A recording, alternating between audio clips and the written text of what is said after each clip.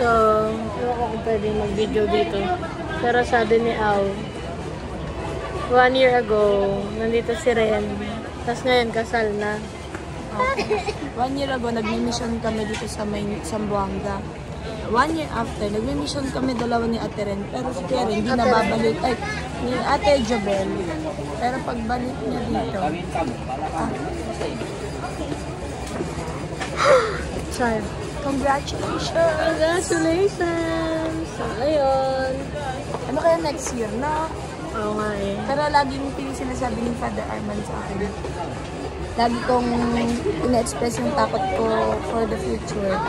Anxious ako for the future. Lagi niya sinasabi, bakit bukas magigising ka pa ba? Kaya, live at the present. Grabe si Father. Father, shout out po. Thank you Yeah. po for accommodating us.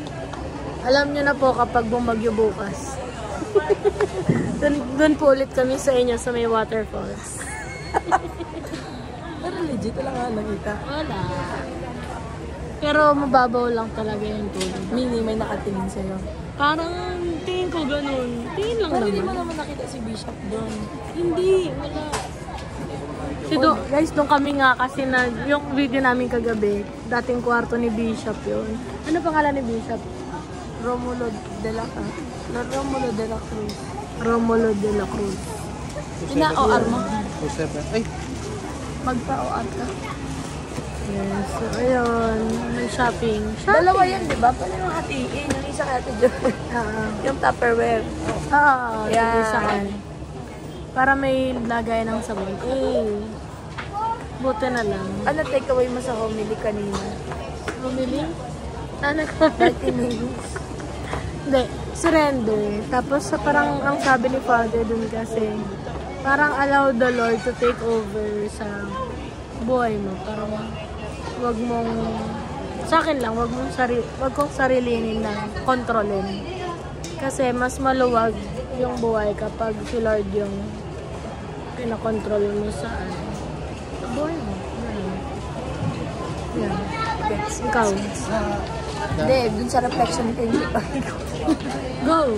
Faith and humility of acknowledging that you are weak, you are limited, and you need God.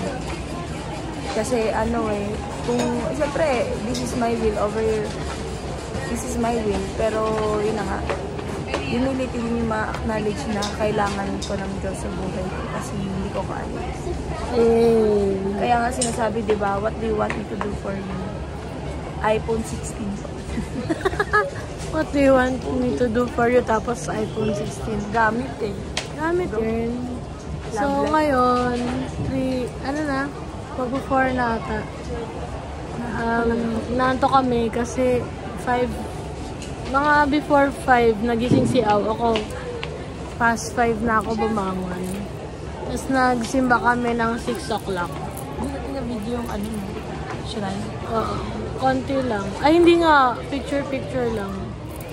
Ayun. Ngayon, gusto lang namin umiga. Kapoy ka ayaw. Doon mo na ako matulog sa'yo. Sige. Sa'yo yun eh. Yan lang. Nothing special. Gawa ng sub si Ate Jobs. Gumawa ka ng sub. Sila yung Errands slantok. pa ako sa LBC. Trabaho ko. Oo. Bakit ako? Bakit ganun? Ang dami kong tanong, pero di naman nasasagot siya. Ngunit ikaw, isarapan ko. Hello, ikaw ba yan? So, ano ba? Bakit ako? Bakit Grabe. ikaw? Grabe yung antok ko. Parang di na pumapasok yung mga ganap sa utak ko. Tapos kagabi, nakakatawa kasi nga, nag-brown out. Nag-aral ako ng talk ko. Mga bandang 12:30 ng madaling araw, ng hating gabi. Nag-brown out. Sumisigaw ako. Tapos di siya nagigising. Eh, yung laptop ko lang yung source of light ko nun. So, buti na lang nakabukas yung laptop. Sinatakot ako eh. Ang laki ng kwarto. Tapos, biglang wala akong makita. Tapos, parang ang dami nang pumapasok sa isip ko na pwedeng mangyari. Yung pala, meron palang pari na nakatira sa tapat ng pinagsistuyan naming room. Nakakaya, sigaw ko ng sigaw na, aw, aw! Ano, gising ka na, wala ng kuryente, brown out. Ganun ako ng ganun. Tapos nilapitan ko lang siya, tapos saka siya nagising. Si father mo sa third floor. So, ang Father mind mo. mo lang talaga. Ha? Wala. Ataleda sa buwang mo. Ayun. Ako baka dito yan. Okay pa siya. Inaantok lang yan. So, Ano na lang kulang ko laundry. Tapos uwi na tayo. okay. Kasi wala ko sa tubo. So, please pray for Tita Nancy. Yeah. Naging masama yung pakiramdam niya. Actually, weeks na nga daw. Parang almost 1 month na. Kanina in-hospital siya eh. So, syempre nakakapag-alala pag ganun. Sana ay tuloy-tuloy ang kanyang paggaling. At naresetahan siya ng swak na gamot para sa kanya. Ayun. Yan. Tapos bukas, pagdasal niyo din kami, sa Ateneo de Zamboanga kami. LBS experience, Live the Word experience sa morning. Live the Faith sa hapon. Anong oras yung 3:30 to 4:30? Anong oras yung Live the Faith? 3:30 to 4:50. 4:50? Matagal pala. Kala ko 4 o'clock lang. Ayun. So, sila mas nabala doon. Ako na sa umaga. Pero kailangan namin mag-prepare ng tanong for LBS. Sana... Kasi participant ako bukas. Oo nga. So, si Borromeo. Best friend kita mamaya. Hello. Ayun. Tapos... Andito sa KCC. Hindi. Ayun, nandito kami sa KCC. Materials ko bukas. Sa... Ayun. Naantok ako. So, kayo, kamusta kayo guys? Sana ako Sa ano na lang, comment section, drop your kamusta na kayo answer. Tapos, kailangan ko ng tokens. ano pa ba? May papabili ka? Wala naman na akong ganap na iba pa. Yun lang, kailangan lang namin mag-meet ni Lems for the Yun man. mga schedule namin for this coming weeks. So, itong video na to, diretso upload na to kasi 7 minutes na. Guys, nagupit ako ng bangs ko kasi mahaba na rin yung bangs ko hanggang dito na nung nakaraan. So, ginupit ko. Tumawag na si Father. Tumawag na si Father. Ayan na si Father pala. So, kikitain namin si Father kasi ngayon. Ewan ko kung anong iya niya. Baka magkape o kumain. So, ano lang kami, stay put lang kami kung saan man. Kasi kinausap niya daw si Archbishop kanina. Ano pa ba? Kwento ko. Ayun, please pray for us. October 27 ngayon pala guys. 2024. 1 month and 1 day pa yung stay ko dito sa Mindanao. So matagal-tagal pang, nakaka 12 days pa lang ako. So, ayun. Kausap niya si Father Arman. Ayun na si Lems. Okay, mission accomplished. Praise God. Okay, let's go. So, hindi ko na alam kung ano yung gano'n.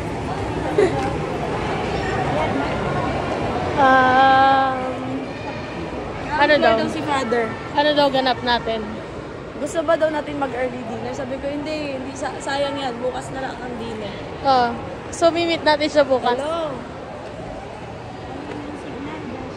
So, karon mag-stairs man. Mag-Bisaya ka nga nang nag-stairs kami. Gumagamit kami ng stairs. Bisaya. Oh, naglukso-lukso. Ano na lang sa Bacano? Tapi kami taabahan na skalera. Wala ba parang ganun din, hindi alien sa ears ko. Ayan. Ewan ko ba kung anong mga dialect nila. Basta ako, ano lang, Bicol tsaka Bisaya lang kabalo ko. Siyempre yung mga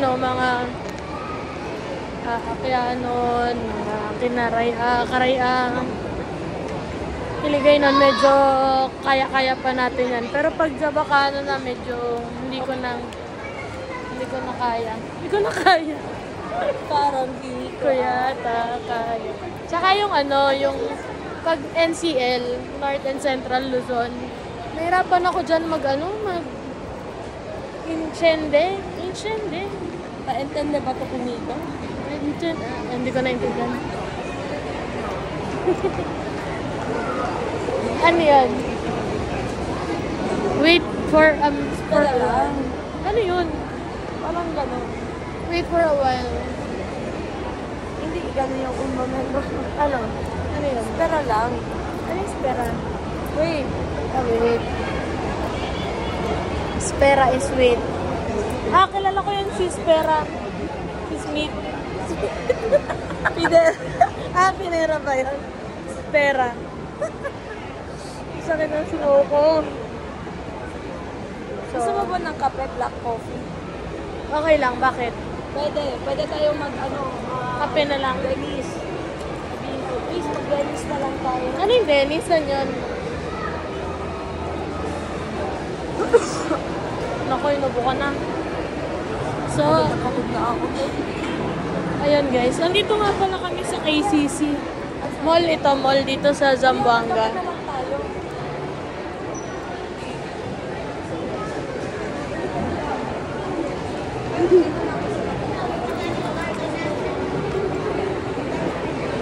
So, paano guys? Okay lang. Take your time. Magsisian muna kami. Okay, Bye-bye. mag-CR muna daw kami. Bye. Okay. Ano bang- Kapoy, kansaw yagati, okay rin dormi. Wala, hindi ko naintindihan. Subtitle dito. Ayan. Sabi ko, pagod na ako. Gusto ko nang matulog. Ako din. Baka wala tayong masabi kay Ano? Baka wala tayong masabi kay Father pag chika natin sa kanya. Kaya magkakape tayo. Okay, sige. Kasi kahit ako, ito yung pagod ko nung Friday pagkagaling Basilan. Yung pagod ko nun, hindi ko na mapintay yung sarili ko. As in, kailangan ko nang matulog. Ganun talaga. Pinapaantay ko pa kayo sa SS. Sorry. Hindi ko talaga kaya. So, yun. Kaya para mas gusto mo sumama sa tatay ko, no? Oo, sorry. So, umuwi kami agad. Eh, di mas masarap tulog mo. Ako binabaha pa. Sorry. It's just a pagod. It's not you, Wala it's a tuloy pagod. magtatulak ng kotse pag Pag tumirik mo. So, bye-bye na guys. Ito na kami sa CR Vice.